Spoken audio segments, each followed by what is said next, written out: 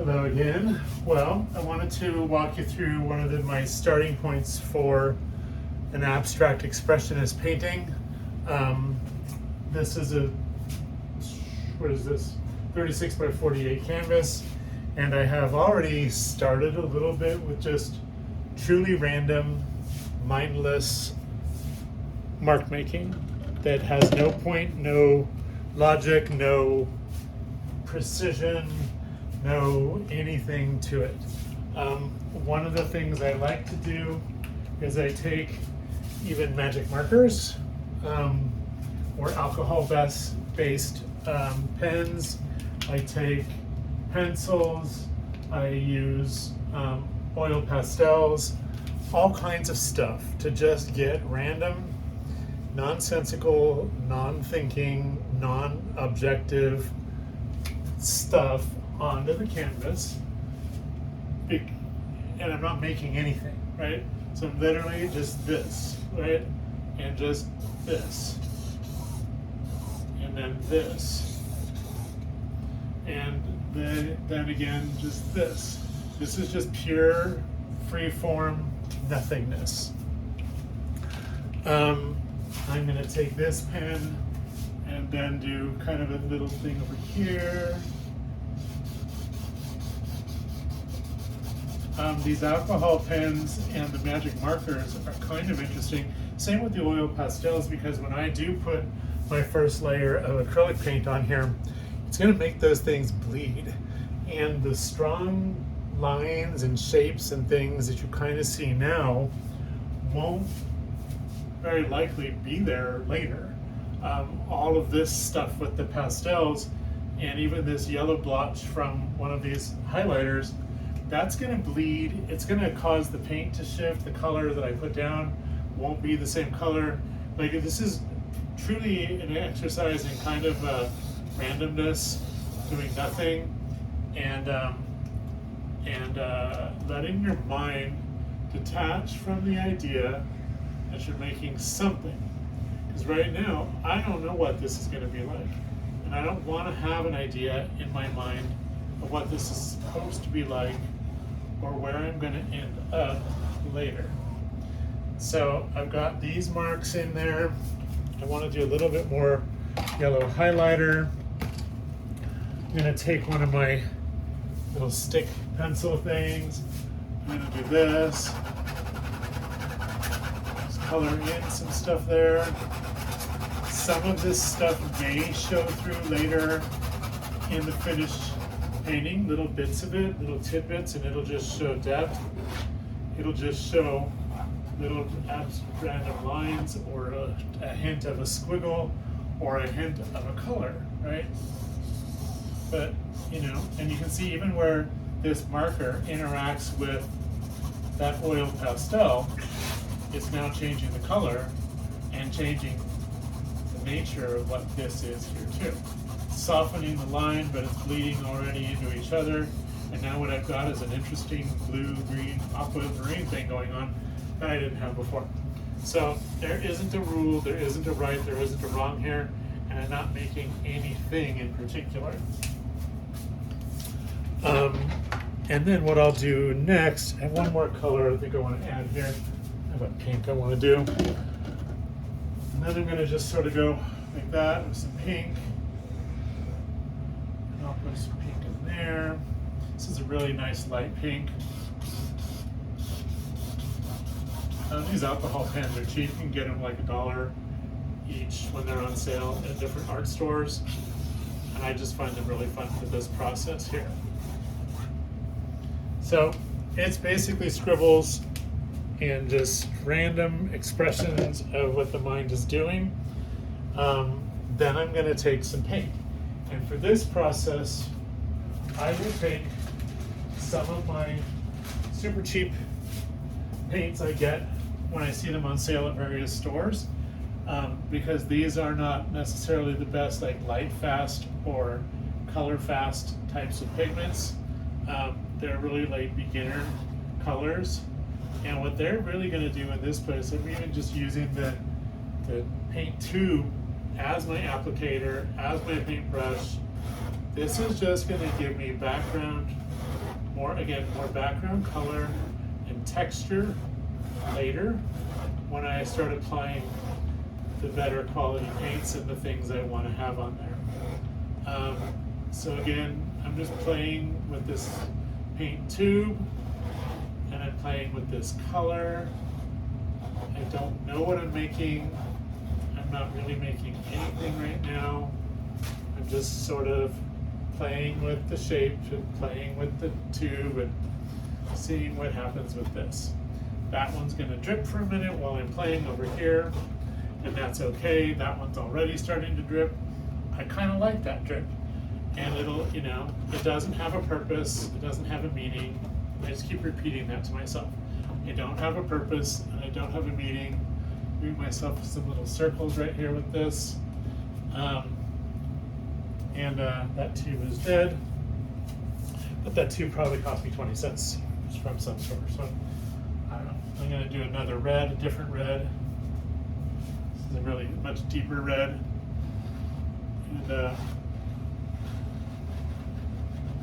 just doing this. This will provide some background texture later. I like that.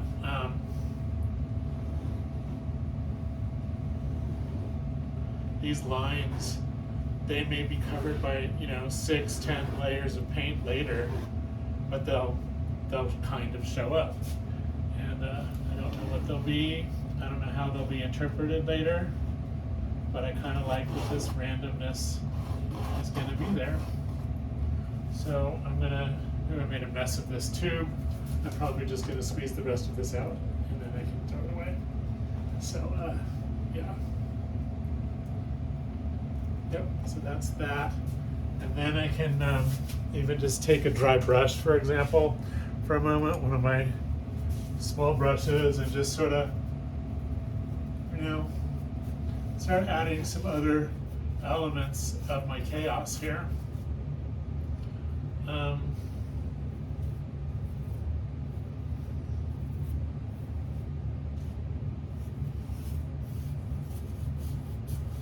Just watching it. I'm gonna I don't want that drip anymore. I liked it, then I didn't like it, so it was fine. That one I'm gonna leave alone. This one I'm gonna play with you some more. Okay, so now I got this bold red on here, but you'll probably never see it.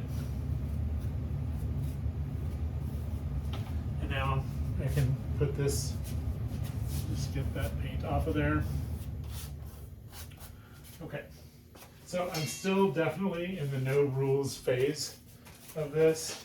Let me get a yellow. Kind of do the same thing with this really pale yellow. And just keep applying. Right now, I'm still in the nothing phase. And when I'm done with this nothing phase and I'm ready, I might go right to something, but I don't have anything in mind yet. So I'm just going to keep applying random things. This really pale yellow is neat. I think it'll give me, I can make some bold spaces now out of this. Let me just put all of it out there, and then I can toss this tube too. So that's done. Okay, so now I'm going to take a bigger brush with these, get a little bit of water on it. Now I can just start making this. Again, still making nothing, but I'm going to give, oh, that's interesting.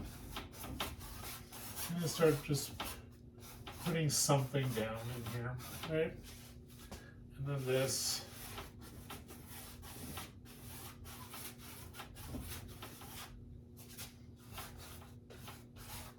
See what I mean? That thing is now obliterated completely, but when I'm really close up, I can still see some of this through that. And depending on what happens later, some of it may still show up, some of it may just, reappear. Yeah, some of it's definitely showing up through this now. But those orange squiggles, they're gone. They're completely gone. They've blended into the paint.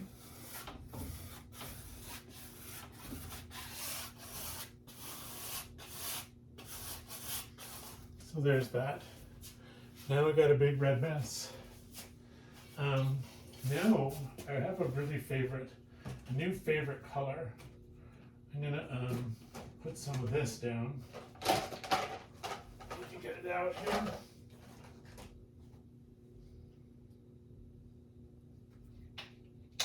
That's not it. I must have it open somewhere. Yeah, okay, so this is it. It's pearlized carbon black. And I have so many tubes of it because I love it a lot. Nope. How do I not have an open one? Well, I'll just open one. So, but it's a really deep blue-black, and I use it in lieu of black sometimes,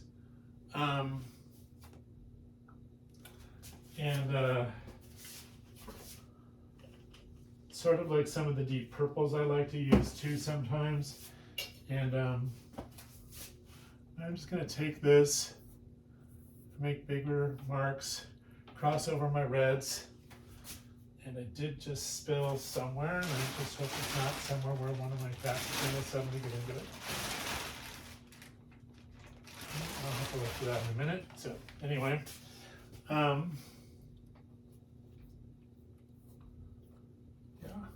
so just this.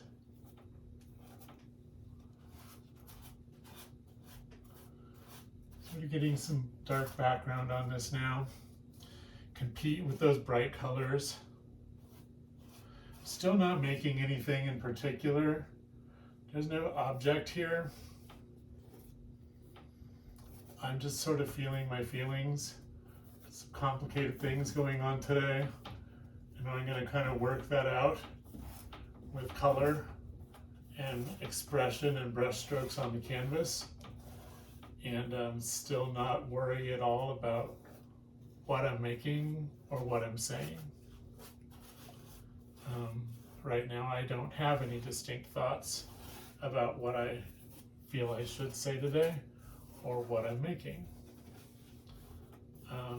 I also kind of like this chaos and disorder to be underneath my paintings.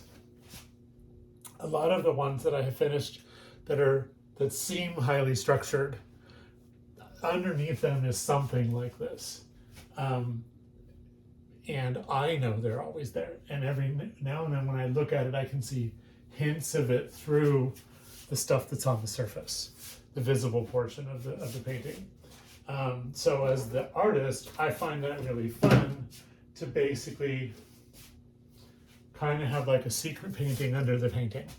And I know that there are some very complicated, unstructured emotions and thoughts, right, that are going on in my, my heart of hearts and in my soul. I'm just putting them out here right now. And this red, blue, black, violent confrontation that's going on here feels like something that's right now. So I'm going to do the same thing with a really deep purple. I discovered this color earlier this week. This is fun.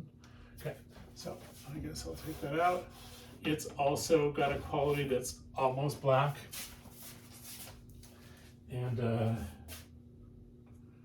is it? Anyway, I don't know the brand right now, but I really like it.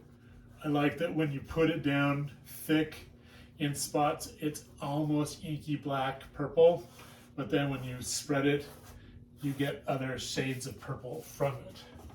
So it's a really good one to blend and mix in with some other things. So I'm just going to get some on my brush there and just do this and get some more darkness in this.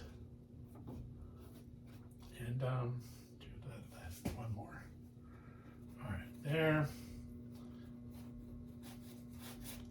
So initial marks down.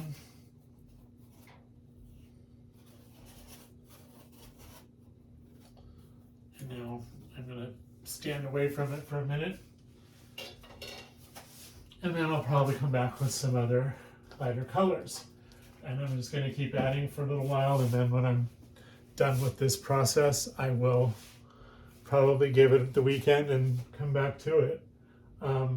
If I were home over the weekend, I would probably come back for an hour every day and just sort of keep adding things until I feel that there's a direction. Right now, I kind of, when I'm looking at it in the camera, or like this from a distance, I see some interesting shapes. I see some interesting hints of things that are in this chaos, but there's nothing yet. And my mind hasn't yet made anything out of this yet, which is good. And that's where I want to be. So this is where I am today in this process, but I just kind of wanted to share with you how I get from basically a blank canvas to doing something. All right, bye.